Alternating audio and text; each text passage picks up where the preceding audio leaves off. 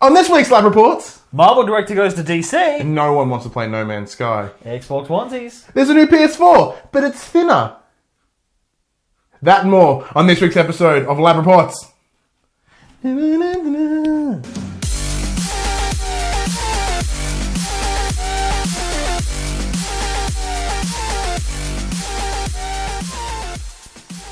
I'm Ryan Betson. I'm Dylan Bowden. We are the Pop Culturists, and this is the Pop Culturists Lab Reports. We tell you all the best pop culture news of this week. You're not Josh again. No, still not Josh. Every time I wake up in the morning, I look in the mirror. Not Josh.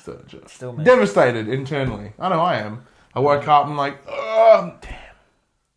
Still Ryan. Hey, man. Good. Yeah. Yeah. Good. Yeah. Nice and easy. Yeah. Let's get straight into it. So, number one news story. Edge of Tomorrow and the Bourne Identity's Doug Liaman has reportedly left the director's chair of Gambit for the supernatural superhero pick Dark Universe for Warner Brothers and DC Films. Planned feature film version of Justice League Dark. Ding! The Hollywood Reporter confirms that 20th Century Fox's Gambit has indeed lost its director, but that Channing Tatum remains attached to star. The Hollywood Reporter adds that a search is underway for another director, the X-Men spin-off's third, to make a January start date. According to Variety, Dark Universe is an ensemble-focused... What? Ensemble-focused, which speaks to one of Liaman's early hits, Go! Which dealt with a similar ensemble. Timothy Olyphant, oh yeah. Ooh, all fantastic. Yeah, the film will play a major role in the new DC cinematic universe. Guillermo del Toro had originally been attached to direct Dark Universe, but will now produce the film along with Scott Rudin. Del Toro also wrote a recent draft of the script, with Variety reporting that the team's lineup includes John Constantine, Woo! Swamp Thing, Woo! Deadman, Zatanna, Woo! and Etrigan the Demon. Sweet. Ooh. What do we think about that? First things first. Total bad news. Total bad news for Gambit. Like, that's already in this weird sort of development hell. And then, like, Channing Tatum was in, then he wasn't in, but then he's back in, and now the director's out. Like, there's no one really sticking around. I remember that Rupert Wyatt was doing it before Doug Liaman, and he did the Rise of the Planet of the Apes, which is awesome. That was pretty good. Hang on, am I thinking of Dawn or Rise? Whatever the first one is with Caesar. Dawn. Is home. Dawn. Then Rise. Well, yeah, if it's Dawn of the Planet of the Apes, it's awesome. I don't know. Like, Gambit movie, just don't do it. Dude, concentrate on Deadpool. Yeah. Let it go, man. Like, I was excited. Not even excited, intrigued. Channing Tatum had that, like, I think we talked about this before. He had that accent in... yeah, he did. He had that sort of Hateful Eight. French, sort of Cajun accent in... And that was cool. Yeah, Hateful Eight when he was like, you know... Speaking French. What was the bonjour? It's like, oui. So does that mean? Yes. It was good. Ooh. But yeah, I mean, X-Men Apocalypse, not so great. A Gambit solo movie... Do you think that's why? Do you think the track record of what the X-Men movies are currently doing is what making people hesitant? I don't know, because they are very like X-Men Apocalypse wasn't good. No. I don't know whether that was studio interference, because X-Men Future Past was good. Yeah. Everyone loved that one. They're quite good. And then Deadpool was kind of like, just do what you want, we don't care anymore, and it was amazing. So maybe now...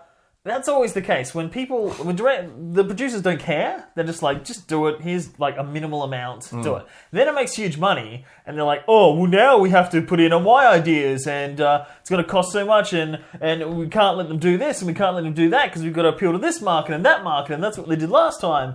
So I think now that Days of Future Past was so successful and Deadpool was so successful... but X-Men Apocalypse wasn't. They're kind of like, maybe we just can't throw money at it. It's in this grey area because it technically will be an X-Men property. Yeah. Which Deadpool sort of is. Yeah. But like that's the thing is that it's going to have the connotation of the X-Men movies, but it's solo, so it's kind of like Deadpool. It's in this weird middle ground. But him jumping over to Warner Brothers to take over from Guillermo? You pronounce the L's? Guillermo del Toro? Yeah.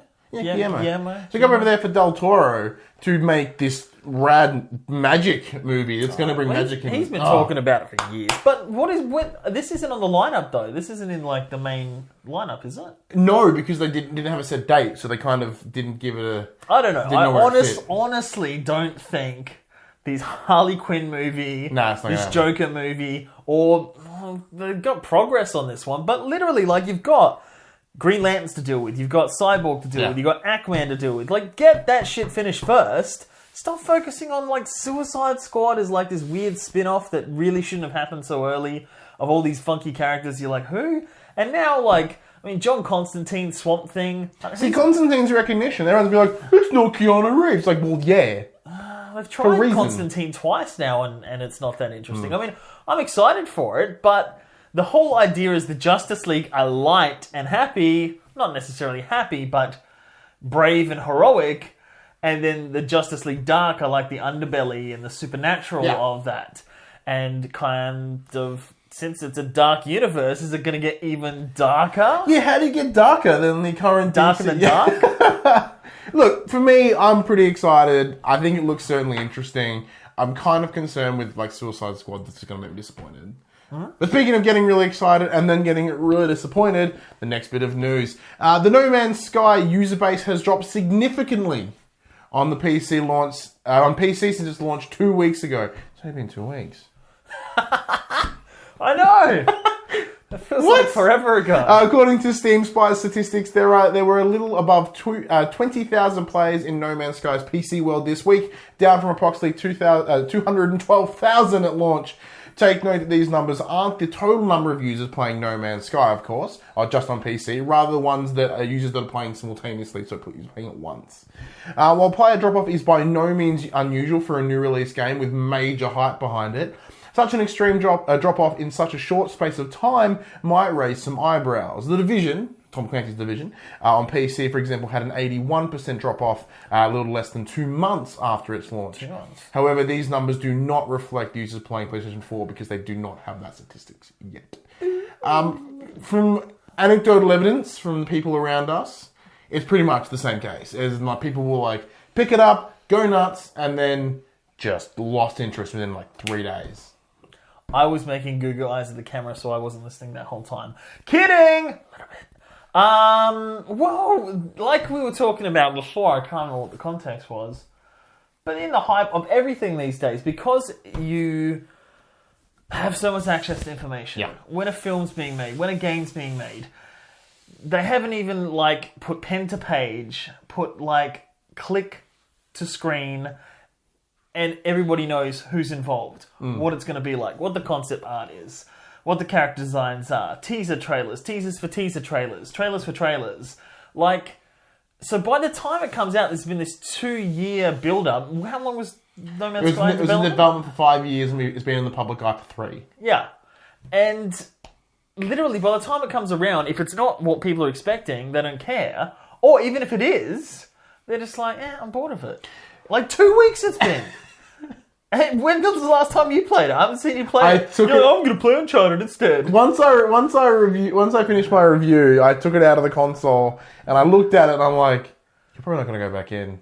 You're probably not going to go back in.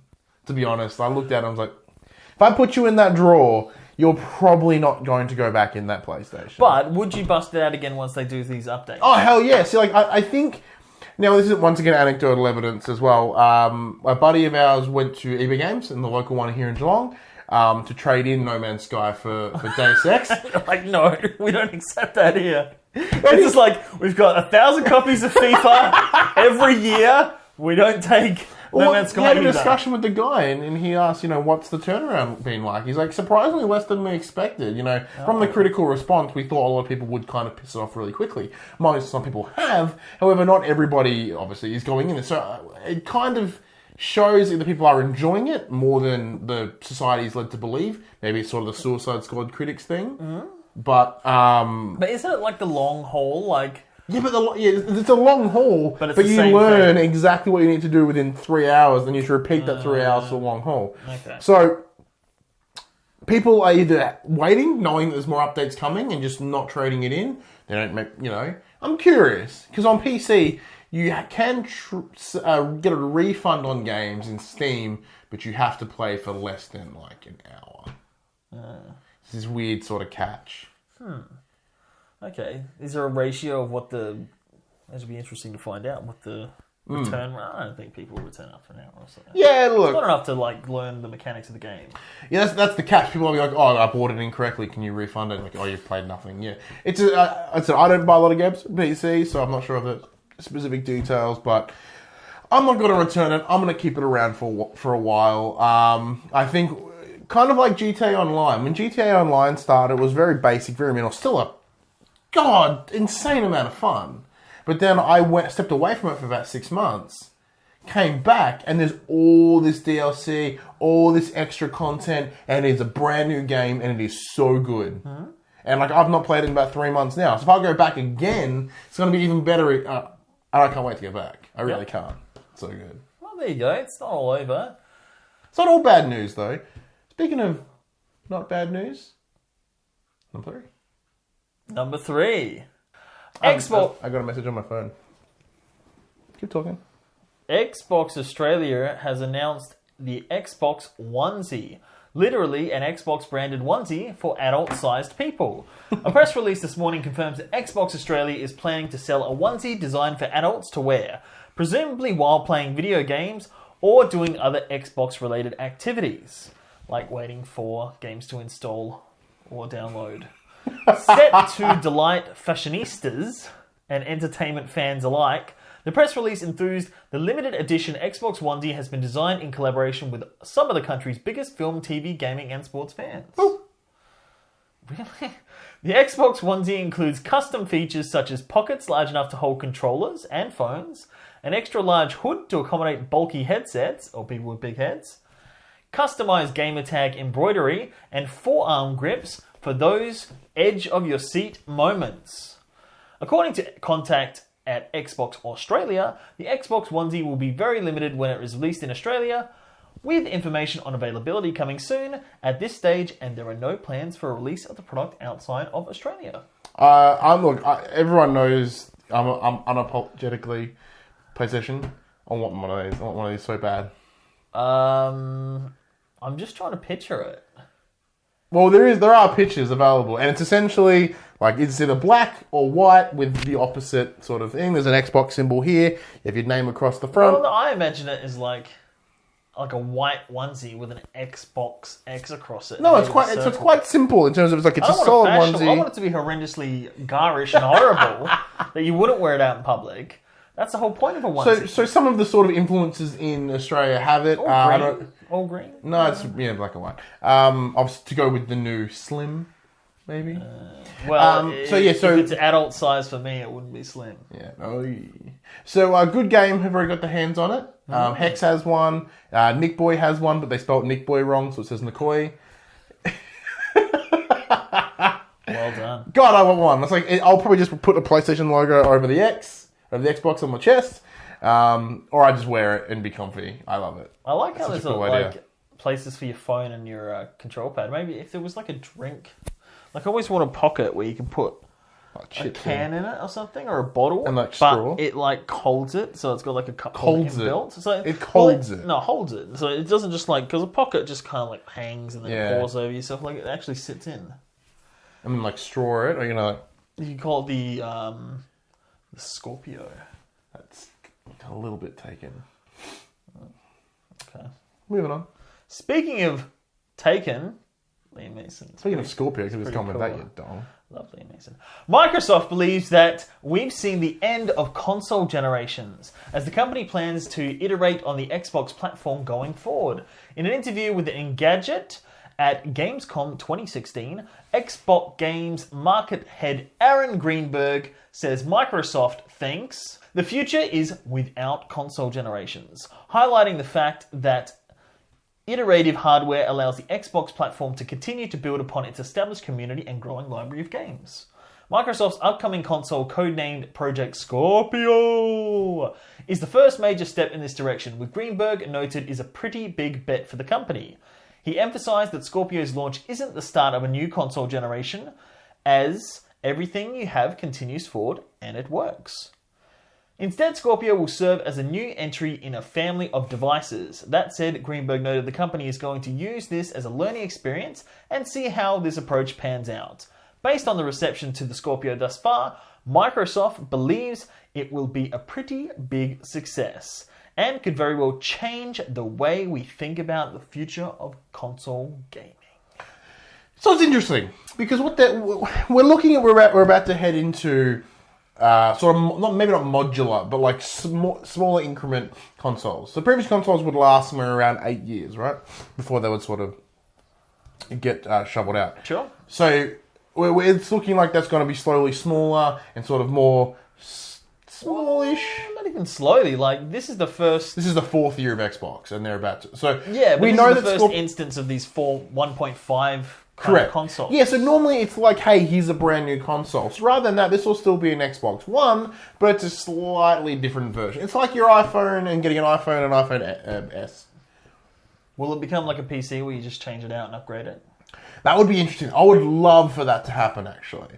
I think that'd be really, really cool. Because people like consoles for the ease and convenience. Like, you don't have to upgrade it, but the option to do it is kind of cool. Mm-hmm. So you just, like, open it up, slow it out a bit, put a new bit in. Mm-hmm.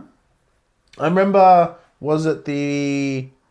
Yes, it was. It 100% was. Oh, wait, no. No. It wasn't.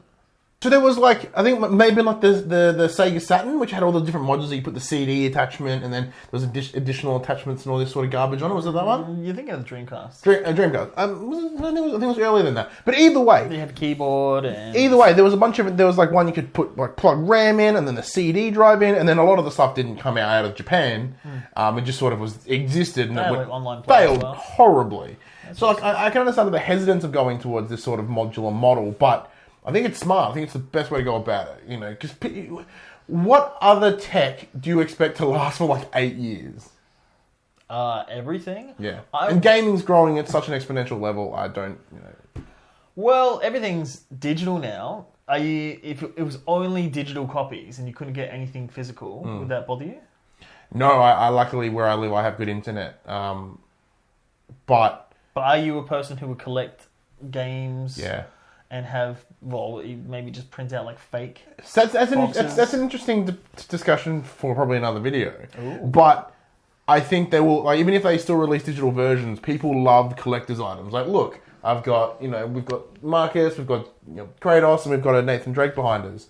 You know what I mean? Like, we love those collector's-y things. Mm-hmm. I'm about to pre-order one for Skyrim. I'm thinking about doing one for South Park because I love the little things that come with them. And you can't get a digital version of that. Like, what the hell? What's the point? But they'll always have collectibles in stores. That's what I'm saying. So it's not as if... not do the pre-order things. Yeah.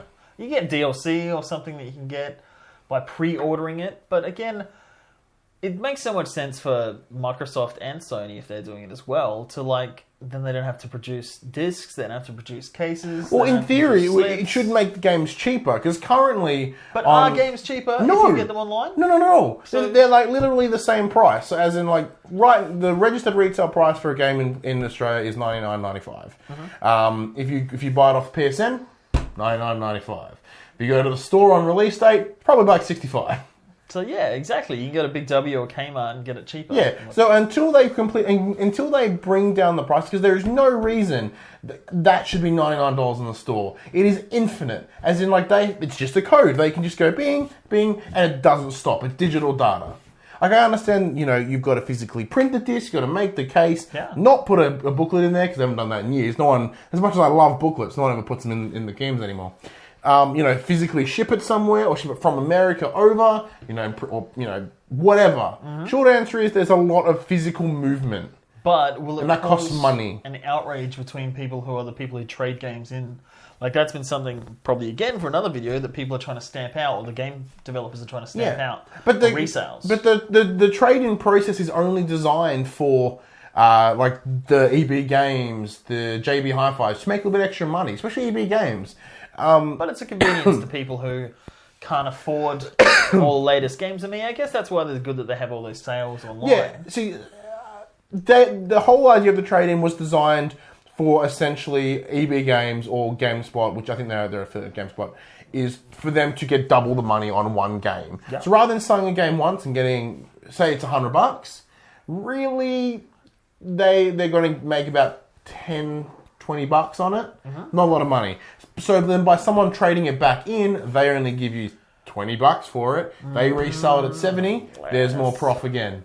And repeat. But there's a convenience for people like parents and things like that who can't afford to get out. That's where it is a smart business decision, but also a sort of smart consumer decision. Now, recently, Sony have, as an example, because we don't play a lot of Xbox in this house, so recently Sony have sort of pushed a bit more on the sales side of things on their store. Which is great. Like Steam, for example, which has massive sales all the time. Yeah, Steam's and they're like great. Drastically cheaper. So you get that incentive and you start spending a lot of money. You know, but the consoles never really do that. But they're starting to sort of pump it a little bit more. I think that will easily fix the trade-in. The other thing I just want to add is with these, I mean, they talked about Xbox One and PS4 being more than just... Even the Xbox 360 was like this. More than just a video game console. It's your home entertainment system. And so you've got your movies, you've got your TV, you've got everything. It's like your one encompassing device. Yeah, that's how I treat it. So it looks like they're going down that route again, where it's just like, you know, something that sits there as like a set-top box. See, it's very interesting because now we're kind of getting off topic here, but I love talking about it, so I don't mind. So one of the biggest downfalls of the PS3 was when they marketed it as a home entertainment machine. So it's not just about games, it's about TV, it's this, you can do all these different things on it. And then Xbox came out and it just plays games. And everyone's like, woo, just plays games. And that's what they wanted, because the PS3 was ridiculously expensive, comparatively. Yeah, and it had a Blu-ray player. That was it had a bunch of extra garbage in it that no one loved, which I love. I love my PS3. I still love my PS3. So then when this generation comes out, Xbox had that same hubris. They were like, it's everything. You can watch picture-in-picture. You can plug your cable into it. You can use all the remotes. It does all these different things. Mind you, not everyone wanted all that. So when PS4 comes out and goes, it plays games. They're like, woo! But I can still do all those other things, like which is essentially standard now. Almost all your devices. I think there's a fridge that has Netflix in it now. You know what I mean? Like, some of those things are just standard. Yeah, exactly. Like, everything has that. It's not a selling point anymore. But sometimes when you want to change the console and you want to make it a little bit smaller, there's some things that are going to have to come out of it. And that's where we get into the next one, number 4. Easily the biggest news to come out of this week is the alleged PlayStation 4 Slim. Sony may be revealing more than just the PS4 Neo during its PlayStation event in September, as an online auction currently has a redesigned, slimmer model of the console listed for sale. The seller has several images of the boxed console included in the listing and provided Polygon, a website, with unboxed photos of the hardware, which features a thinner design and with rounded edges. And since the original leak, Eurogamer has all but confirmed that this PS4 Slim is in fact real. A writer on the site has now visited the home of the Gumtree user that bought the much debated console and recorded video of not only the unit and unboxing as well as the boot up process. Eurogamer also claims that its PlayStation sources say the Slim will be released shortly after the event in September. I love your animation; it's just great. Which makes sense, seeing as there are now new consoles out in the wild. Obviously, it's manufactured, it's close to being released. But since then, Eurogamer has removed its published video that showed off the alleged console with, quote, "Upon taking the legal advice, we have removed the video previously referred to in this article." I just love it. From legal advice. Now, Sony is holding a PlayStation-focused event in September 7th in New York, and while the company is remaining tight-lipped on what is being shown, the event is rumored to serve as a technical showcase for the PS4 Neo, the more powerful version of the console, which Sony exec Andrew House confirmed is indeed real and on the way, and will sit alongside it and complement the standard PS4. Meanwhile, Sony has yet to announce anything about the redesigned slimmer model of the PlayStation 4, so take this leak with a grain of salt, of course. Now, it can't just be a new console without a new controller. So a new DualShock 4 that features a light bar across the top of the touchpad on the front will apparently be accompanying this PS4 Slim. With Sony's smaller console variant seemingly ending up in hands of consumers earlier than planned, unboxings have popped up showing this new console. this new controller. Now, originally it appears that there's an additional light in the touch bar, but it appears... You're saying there's 2 lights? There's 2 lights. Holy moly! I know. But apparently it's the same light that you see on the front, but just a bit, you can actually see it down the front. Right in your eyes the whole time. Alongside with that, people are noticing that the DualShock controller now features a grey D-pad and sticks. Face and shoulder buttons, so taking away from that entire black look. A post on Twitter explains that it looks as though the new touchpad light bar uses the already existing internal LED, as I mentioned, and similar to the Slim console. Sony has not said a thing about this. Whoa! So you're saying not only is it slim, but it's also more light. Yeah. Oh! This is my lines. Oh! Okay. Tell me how you feel about this Xbox Slim. PlayStation Slim. Look, it makes sense. Every version of the console has had a Slim. Why is this news? Why is this a thing? Like, yes, Sega Mega Drive 1 had a Sega Mega Drive 2. Sega Master System 1 had a Sega Master System 2. Even the Atari 2600 had some kind of weird 4000, whatever the hell it was, upgraded version. Why is this... Like, people are like, oh my god, they figured us out! What are we gonna do? Look, people are excited when new consoles come out, and this is the closest we're getting to a new console. Xbox did the same thing, when was it, like 2-3 months ago? Yeah, it came out like 2 weeks ago. Yeah, and what? Sorry. Look, it makes sense. Every console, a couple of years later, they release a slimmer version. They do. Because as time goes on, what was cutting edge technology is now not so much. No. So they can make it smaller, they can make it cheaper. cut the edges and make it smaller. Yeah, 100%. They can go... Yeah. So is there anything that they've taken out? Yes, as I mentioned before, they did take out the optical audio plug in the back. Right. So what would that be, for wireless headsets and things like that? Yeah, there are particular headsets that use the optical cable, but it's more to connect to like sound bars and stereos. Like we use one to connect to our surround sound. Okay. So for me, that would be poo. But you're However, I'm not going to buy a PS4 Slim because I have a PS4. Now, no price point or anything has been announced at this point. Yes. So, I'm expecting it to be cheaper than the current console. Now, PS4, on average, sits around $400 Australian. Yep. I wouldn't surprise me if this was coming out to, say, $350. Like, I don't see it dropping to, like, $300 or anything. I'm thinking $350. Yeah. Only because of the poo dollar. But it would be cool if you could buy... a $200 PlayStation 4. Oh, like piss my $198 pants. Christmas offer and you get one crappy game like FIFA or something. Like, that would be cool. But if it's only $50, what you mean you're guessing? See, $50 is a lot to some people. Yeah, but you know what I mean? Like, but at the same time... I want my optical cable, by bringing out this new Slim, which, mind you, is very weird looking. I kind of like it, but it's also weird. It's weird. It will no doubt drop the price of the old one. Simple as that. So if they lower the price of the Slim, so it comes at $50 cheaper, you would assume that the old ones would need to be cheaper again. Because why would you pay the same price of an old one as a new one? It makes no sense. Because you're getting all the old stuff that's included. I mean, the only thing I can see is people selling their old PlayStations on eBay, and then you can get cheaper, or Gumtree, or you're selling the new ones on Gumtree. And doing it that way is the only advantage I could see. Yeah.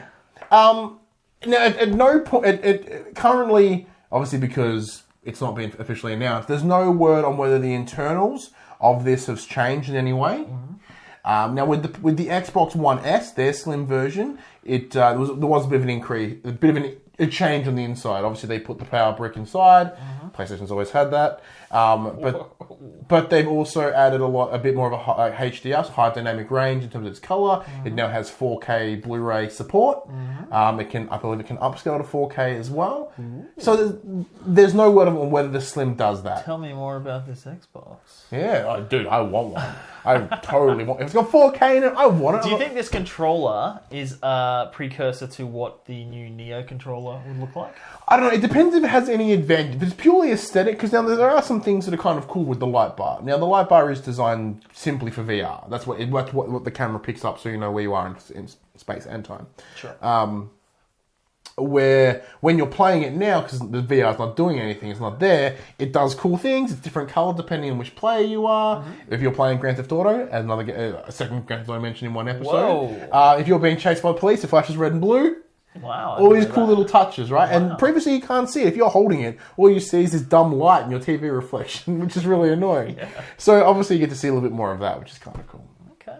But it's also purely cosmetic and dumb. Unless it has something to do with VR, which it could do. It could be like a secret thing. I mean, what was that game that you were playing where they were inside the control pad? Oh, that was Playroom. Playroom? Yeah. And that's like a test out for... Yeah, it's just sort of to test out the augmented reality of like the light bar and how it works with the camera, and yeah, it's pretty cool. Yeah. Interesting. Okay. But speaking of pretty cool, that's what we are. No, not even the slightest. That is all the lab reports we have for this week. If you want to get involved with the conversation, tell us what you think about all the bits of news we've discussed. Obviously, you can comment below. Be sure to hit that thumbs up button. Or go to facebook.com/thepopculturist. We have things going up there almost every day. Yeah. Getting pretty consistent. Yeah, and then speaking of almost every day, thepopculturist.com, we have articles and stuff going up. You've got, I've got my No Man's Sky review up there. You've got your review of David Brent, Life on the Road. Yeah. Quick, what do you think? Amazing. There you go. Go read that. I'm Ryan Betson. I'm Dylan Budd. And that is all our reports for this week.